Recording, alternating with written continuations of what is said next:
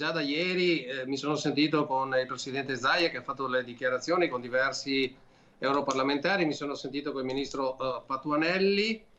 Oggi mi incontrerò e sentirò la Presidente del Senato, la Casellati, proprio perché al di là delle appartenenze politiche siamo tutti decisi e convinti di andare nella stessa direzione, quella di fare tutte le azioni possibili per far sì che la comunità europea chiaramente non porti alla fine questo provvedimento del riconoscimento del Prošek. Una mina da disinnescare subito, quella del Prošek croato, e che trova compatto almeno per una volta il fronte politico. Lo conferma da Roma il trevigiano Giampaolo Vallardi, presidente della Commissione Agricoltura al Senato. Ci sono 60 giorni per fare tutte le controdeduzioni del caso e arrestare l'iter di riconoscimento avviato dai croati e ufficializzato nella Gazzetta Ufficiale dell'Unione Europea. Io ho sentito parlare di bomba che è esplosa, sicuramente per il nostro territorio è una calamità devastante.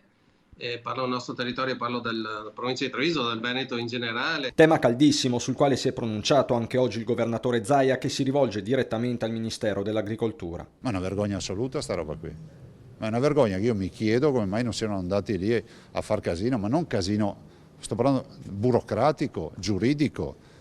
Cioè, io penso che il ministro deve prendere, mettersi la tenda e piazzarsi in Europa. Abbiamo il sito UNESCO che si chiama Collina del Prosecco e sti qua vengono a dirci che adesso va bene il Prosecco, ma è una vergogna. Assicura che il fronte italiano è compatto a Bruxelles. Alessandra Moretti del Partito Democratico, su all'interrogazione che all'Europarlamento già alcuni mesi fa aveva chiesto di bloccare l'iter, una questione che è anche di tutela del consumatore. È necessario difendere i prodotti italiani, ma anche difendere i consumatori contro informazioni distorte che potrebbero confonderli. Per cui ci batteremo con tutte le nostre forze e faremo opposizione affinché non ci sia confusione alcuna tra il Prošek croato e il Prosecco italiano. Prosecco sotto attacco da tempo, come ha ricordato Coldiretti Treviso, dal Crisecco della Moldova al Consecco tedesco, ma un conto è l'imitazione, un altro il riconoscimento. La guerra è aperta.